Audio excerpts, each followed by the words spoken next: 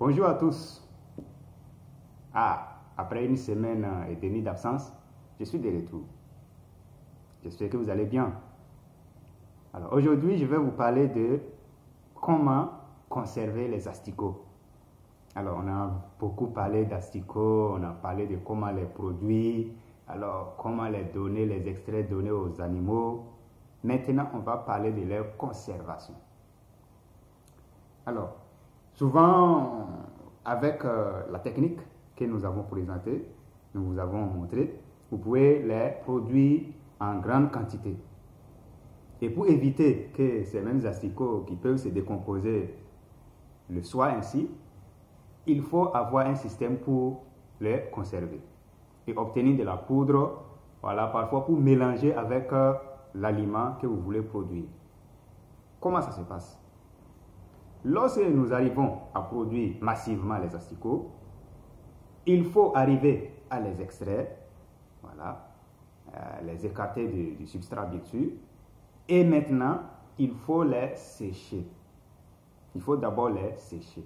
Il y a certains même qui arrivent à les sécher et c'est-à-dire les fruits d'une manière pour extraire l'huile qui se trouve, puisque les asticots aussi contiennent de l'huile. Voilà, pour extraire l'huile maintenant, et lorsque ça c'est extrait, le reste là, on va déposer ça, sécher ça au soleil. Vous voyez, et lorsqu'on sèche ça au soleil et que c'est bien sec, on réduit ça en poudre pour pouvoir conserver. Vous voyez, vous pouvez avoir des emballages, voilà, dans lesquels vous allez conserver cette poudre d'asticot. Et vous voyez que cette poudre d'asticot, au lieu d'utiliser, lors de la fabrication de vos aliments, au lieu d'utiliser la poudre de poisson séché, l'asticot est là. La poudre d'asticot est là pour vraiment, c'est ça, normalement, c'est ça qu'on devrait utiliser. Mais à défaut de la poudre d'asticot, que tout le monde ne peut pas s'offrir, voilà, on va chercher maintenant la poudre, voilà, des poissons séchés. Sinon, c'est normalement la poudre d'asticot qui est très efficace.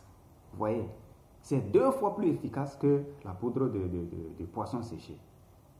Donc, lorsque vous arrivez à extraire les asticots, voilà, du substrat, vous allez les déposer au soleil pendant quelques jours, voilà, pendant plusieurs heures. Et lorsque vous êtes rassuré que c'est bien séché, vous allez maintenant réduire ça en poudre et conserver.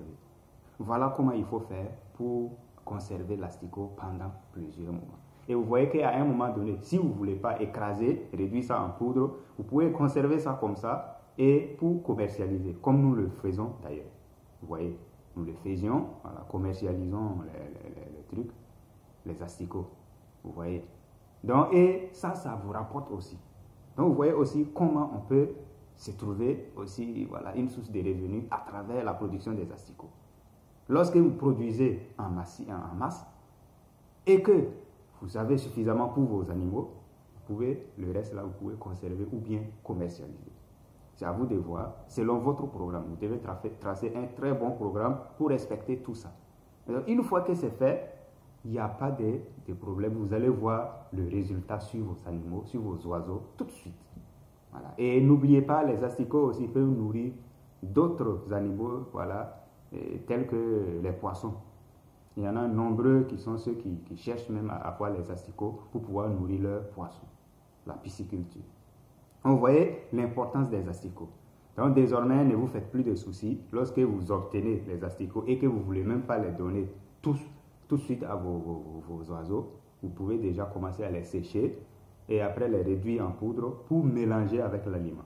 Voilà. Au lieu de donner l'asticot uniquement, vous réduisez et vous voyez que ça permet encore de réduire, voilà, la quantité que vous donnez à vos voilà. Maintenant, vous respectez, ça veut dire vous prenez maintenant les mesures habituelles que vous utilisez, voilà, la formule habituelle, et mais seulement vous allez remplacer la poudre d'asticot par la poudre de poisson séché.